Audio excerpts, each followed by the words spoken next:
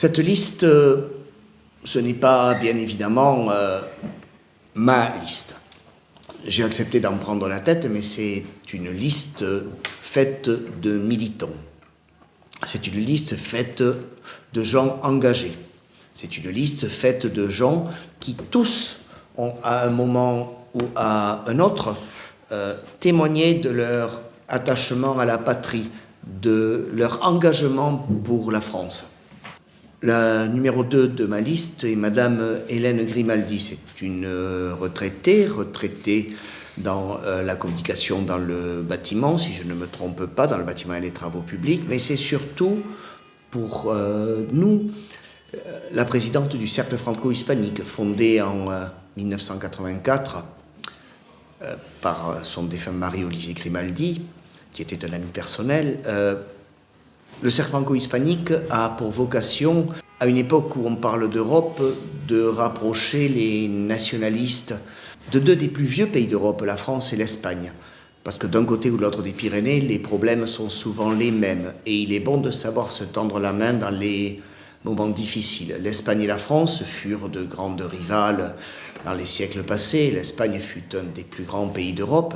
Et ce cercle franco-hispanique a pour vocation de permettre aux nationalistes des deux pays de se rencontrer, de se connaître, de travailler ensemble.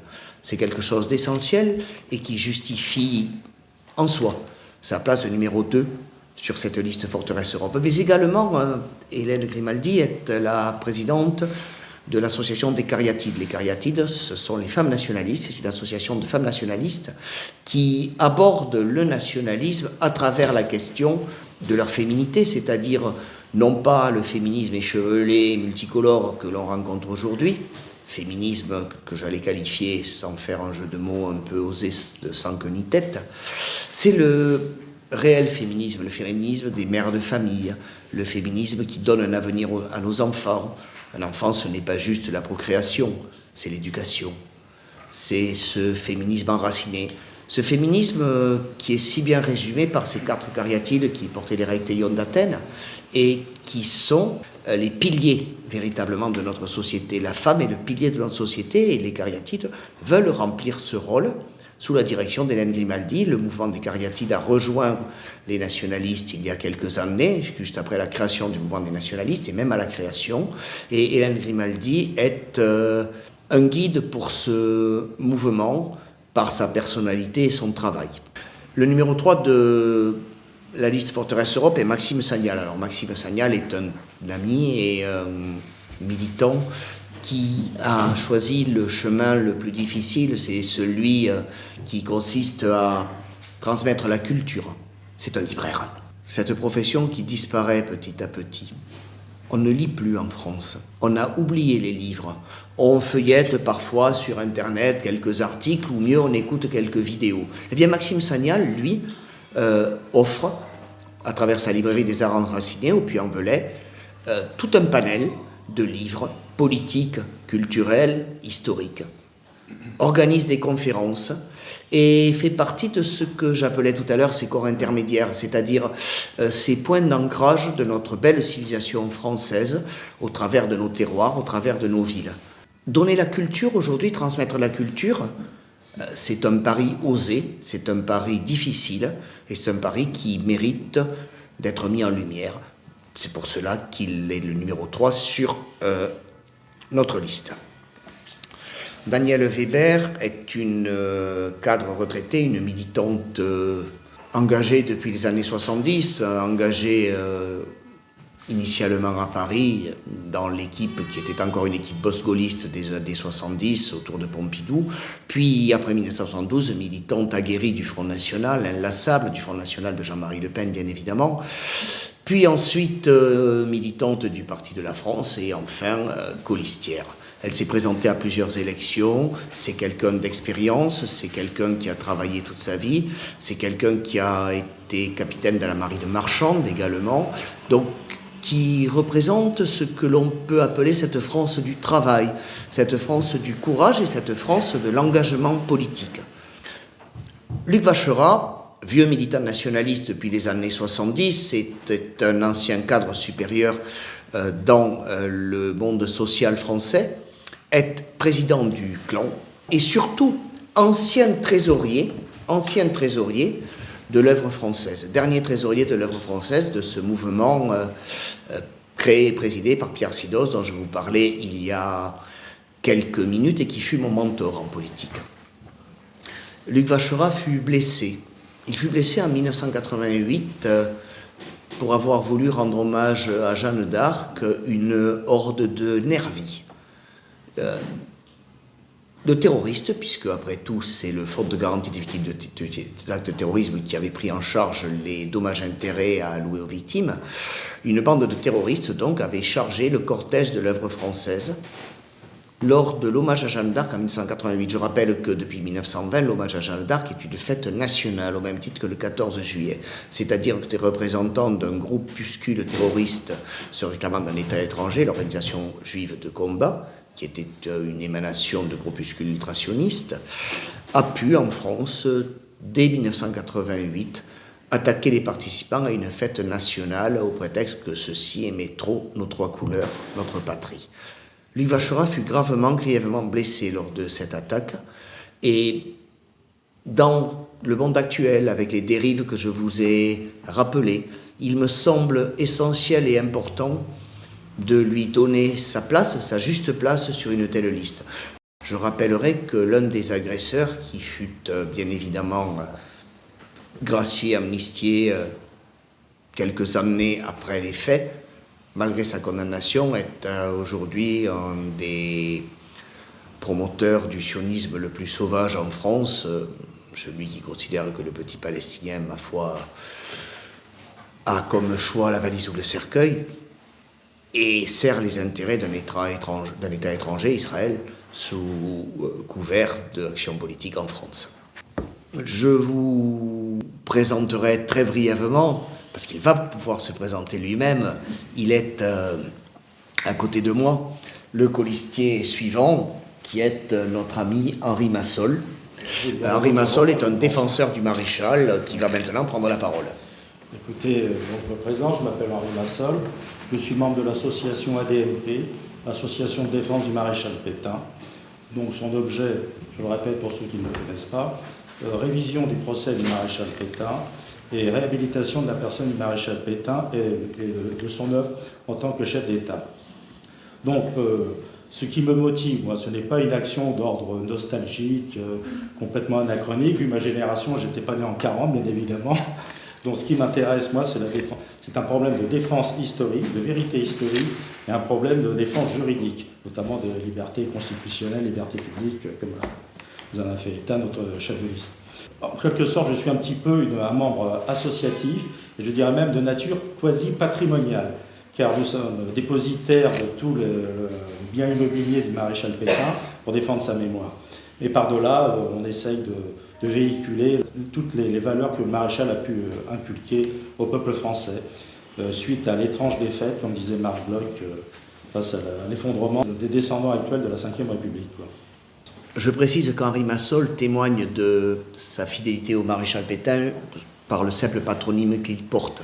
Nous avons tous entendu parler d'Hubert Massol, son père, qui a héroïquement tenté de porter le maréchal dans la terre de Verdun, où il n'aurait jamais dû, non pas être enlevé, mais où il aurait dû à jamais reposer, selon ses voeux, et que, quelles que soient les discussions qui peuvent non pas trouver leur place, mais nous être imposées, Henri Massol, c'est Monsieur Massol, point. Le suivant que j'oserais vous présenter est mon ami André Gantillon. Alors André Gantillon, qui est né en 1955, est brillant intellectuel. C'est un diplômé de l'enseignement supérieur en physique, en sciences politiques et en droit. C'est un ancien cadre territorial, maintenant retraité, qui a milité au Front National et qui, après en avoir été responsable, a rejoint l'œuvre française en 1995. Il était rédacteur en chef du journal Militant, qui est un journal qui date des années 60, qui était le journal du Parti nationaliste français, et il fut cadre et membre dirigeant du Parti nationaliste français, créé en 1983 par des membres du Front National déçus par une certaine évolution de ce parti. Il est président des Amis de Rivarol et auteur de plusieurs ouvrages, Les fondements du XXIe siècle, Les nouvelles considérations sur la raison, Grandeur du christianisme, Solution nationale à la crise mondiale. C'est, sur le plan de la doctrine, une de nos colonnes vertébrales. C'est quelqu'un qui sait, lorsqu'il prend la parole, pourquoi il défend telle ou telle cause, pourquoi telle ou telle analyse, souvent brillante, toujours pertinente, doit être adoptée et doit être faite nôtre. Il est très important également dans une liste comme celle que j'ai l'honneur de diriger pour cette élection européenne, de garder une boussole, de savoir quel est notre combat. Il y a des combats sectoriels qui peuvent s'imposer à nous en raison de tel ou tel événement, mais il y a avant tout une ligne, une colonne vertébrale doctrinale, et quelqu'un comme André Gantillon est le garant, la boussole du suivi de cette colonne vertébrale doctrinale. Sa place est essentielle. Je vous présenterai maintenant, mais je le laisserai faire pour cela, notre ami Jean-Christophe Gruau, qui est également candidat sur cette liste et qui va vous entretenir en quelques minutes de son parcours et de, bien évidemment, ses raisons de se présenter sur la liste. Voilà, les raisons, c'est des liens au départ avec Yvan Benedetti, que j'ai pu voir évoluer comme militant fidèle, courageux, intraitable, et je pense que dans toute société, à partir du moment où le militant défend les vraies valeurs, les réelles valeurs, parce qu'on parle tellement de valeurs qui ne veulent rien dire, quand il est dans la vérité, il a besoin d'être soutenu, et ça doit rester une sorte de modèle pour nous tous, malgré certains excès, parfois, il faut le dire, parce que la société devient tellement pénible, tellement étouffante, le moindre mot devient maintenant, je dirais, un sujet de tension invraisemblable. Alors pourquoi j'ai rejoint cette liste ? Yvan Benedetti, Pierre-Marie Bonneau, je connaissais de réputation, je savais qu'il avait défendu mon ami Hervé Ryssen, 7 mois de Fleury-Mérogis pour 10 bouquins. Je ne sais pas si on se rend compte quand même, Ryssen, il a violé une petite fille, il a tabassé quelqu'un, non, il a écrit 7 ouvrages, et 7 mois de prison à Fleury-Mérogis. J'avoue que ça a été pour moi un choc. Un type que je connais et qui est un militant exemplaire, bon, des ouvrages, je dirais, avec des guillemets tous les paragraphes, parce que ce sont des citations, ce sont des ouvrages sourcés, ce ne sont pas des ouvrages haineux. Se retrouver 7 mois en prison, je trouve ça scandaleux. Alors quand j'ai vu la liste, quand j'ai regardé, d'autres personnes que je ne citerai pas, je me suis dit, mais c'est le Front National de jadis, c'est une liste de droite. C'est le Front National canal historique, d'un certain point de vue. Avec ce que ça a coûté à Bruno Goldschmidt, quand il y avait eu la campagne pour les présidentielles, j'avais trouvé bizarre, moi, le fin fond de ma Mayenne, de voir qu'il n'était jamais interviewé par personne. Il y avait que pour Marie, mais pourquoi ? Parce qu'il était contre l'avortement de masse, cet avortement qui tue 220 000 personnes, petits Français par an, remboursés par le contribuable. Il avait mis le doigt là-dessus pour dire qu'il n'était pas d'accord. Il avait dit également que les historiens devaient pouvoir parler de la Seconde Guerre mondiale. Donc, choatisme, avortisme, mais là, depuis, c'est le réchauffisme, c'est le LGBTisme. Qu'est-ce qu'il y a d'autre ? Il y en a d'autres. Il y a le covidisme, le wokisme, mais ça nous tombe de partout. C'est-à-dire qu'aujourd'hui, quelqu'un de simple, mais de valable, qui voudrait s'exprimer librement, il ne peut pas parler 3 minutes sans tomber sous le coup de la loi. Donc, si vous voulez, pour conclure, moi, je suis très, très attaché à la liberté d'expression, et j'estime que c'est une richesse française. Car si vous la supprimez, eh bien vous n'avez plus rien. Il n'y a plus de bouquins, il n'y a plus rien. Regardez le cinéma français. Un exemple, le cinéma français, regardez. Et vous savez pourquoi ? On le sait, et je l'ai lu dans Rivarol la semaine dernière, un article de M. Robiquet. Le FN devenu le RN, ils ne se sont pas dédiabolisés, ils se sont déchristianisés. À partir du moment où vous retirez le tapis chrétien, tout s'effondre. Il y avait une vidéo de Marcel Pagnol, je ne sais pas si vous l'avez vue, qui avait fait des traductions latines, le journaliste André Parino, à l'époque des journalistes compétents et cultivés, lui demande, mais Marcel Pagnol, le latin quand même, mais vous savez, si vous retirez le latin, tout tombe. Vous retirez le latin, vous retirez le grec, et vous retirez le christianisme, et tout s'effondre. Notre société, j'ai vu que, comment elle s'appelle, la maîtresse de Zemmour a parlé hier ou avant-hier, pour dire que Jérusalem, mais Athènes, Rome et Jérusalem chrétienne. C'est ça, la Jérusalem, qui nous a constitués. Et si vous voulez, c'est vrai qu'en tant qu'ancien auteur dramatique, j'écrivais des pièces de boulevard, mais très sincèrement, on ne peut plus écrire une pièce On ne peut plus trouver d'acteurs, on ne peut plus trouver personne. Alors les gens vous disent, tu devrais écrire, mais parler de quoi? Parler de quoi? Du changement de sexe? Le type qui va avoir une vulve et un vagin? Non, mais, et une verve? Non, mais je m'excuse de parler comme ça, mais c'est les discussions de tous les jours. Alors, on n'est pas tous idiots, on n'est pas tous abrutis. Et dernière chose, qui pour moi, ces 5 dernières années ont été quand même invraisemblables avec cette histoire de Covid, cette histoire d'OMS, de pandémie à la demande. Il n'y aura aucun mort, mais ils vont nous injecter n'importe quoi. Hein, évidemment, les gens ont 3 semaines de télé, 3 semaines de BFM-VC, et allez, ça y est, la panique est là, avec 0,03% de morts. Donc, s'il est pour toutes ces raisons, que je développerai sans doute à Laval, eh bien, j'ai rejoint cette liste avec fierté, et j'aimerais quand même glisser en conclusion qu'il faut quand même que la Mayenne n'ait pas que Valérie Hayé à présenter à la population internationale. Il n'y a pas que des Valérie Hayé à Laval. Valérie Hayé, le seul perroquet avec une voix de crécelle, qui n'ose même pas faire un débat avec quelqu'un qui est conseillé par Laurent Alexandre, qui fait la bise à Meir Habib. Donc, si vous voulez, ce monde-là est irrespirable. Alors, je conclus. Pierre-Marie l'a bien dit, ce n'est pas un vote utile au sens où vous allez empêcher des gens d'accéder au pouvoir pour améliorer la situation. Vous allez enrichir des types qui sont déjà riches. Vous voyez ce que je veux dire? Vous avez fait 6 ans au Parlement européen, vous avez 1 500 € de retraite déjà.